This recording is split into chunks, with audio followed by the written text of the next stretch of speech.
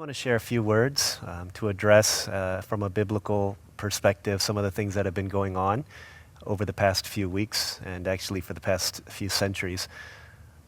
When this pandemic started, you know that the pandemic has a way of really peeling back the layers of our heart and exposing us for what's inside. That happens as individuals, and it also happens as a church, and happens at a national level as well, and at the level of just humanity. And one of the things that has reared its ugly head once again is the original sin of our nation, of racism. When COVID-19 broke out, there were countless incidences of racist acts against Asian Americans that were well documented both in the news as well as in different online petitions and forums. And the outrage that came from people like me, people like maybe like you as Asian Americans, was strong, and it was unified. And there was a solidarity in calling out the racism against people like us. And one of the things that brought us comfort and support in time like that was to hear the voices of those who are different from us, non-Asian Americans, throwing their support against the racist acts that were perpetuated against Asian Americans. And those voices were heard loud and clear.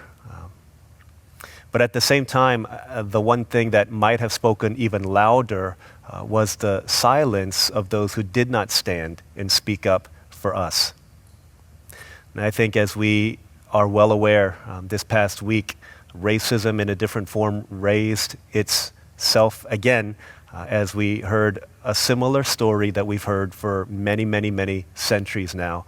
An African-American man killed. The context, whatever it is that you can say, let's wait for the facts, all of that stuff, but the story remains the same. That the dehumanization and the demonization of African Americans in our country and throughout our world is something that has reached far greater than pandemic levels. And as the outrage is spoken up from African Americans and their voices rising in unison, it's showing in the form of protest right outside of, even as we speak, 10 minutes from here, about 5 miles from here, at the home of the Minnesota police who killed George Floyd. There are protests going on right now, have been going on over this past weekend. And as riots, whatever you call it, are happening throughout America, remember the words of Martin Luther King Jr. However you feel about what's going on, the reality, according to one Martin Luther King Jr., who was one of the oppressed, said riots are the language of the unheard. And if there is no understanding and no reason for us, no way for us to reason with why people are rioting at a time like this, then I think it betrays a sense of silence and complicity with what has been happening in our nation.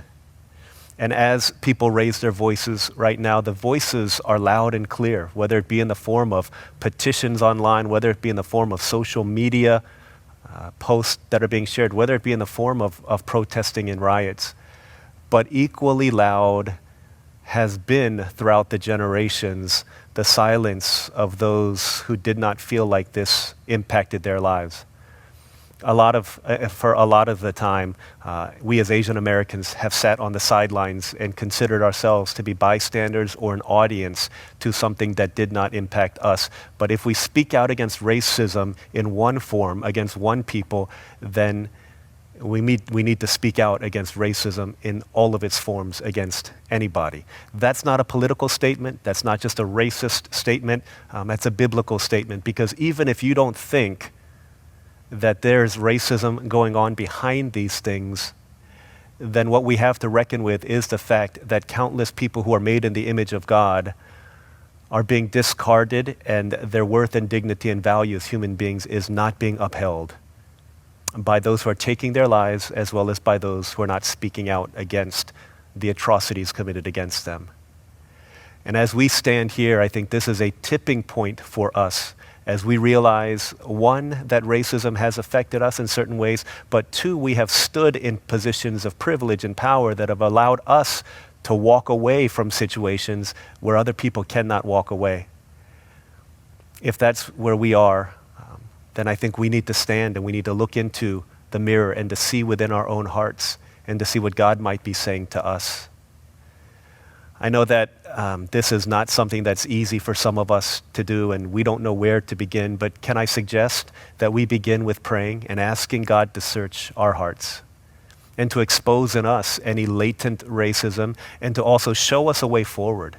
Maybe that's to begin having conversations with people who are oppressed, with African Americans, to hear their story. Because through conversation, it breeds a compassion, and only through compassion will it lead to action.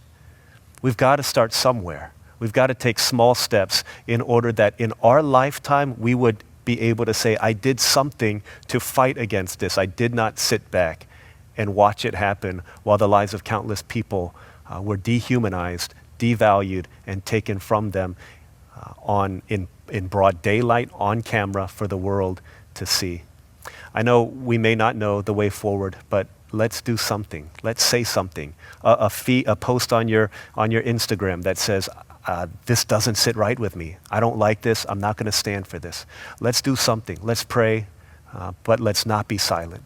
Let's stand and let's shift the meter in our lifetime, and let's do what we can.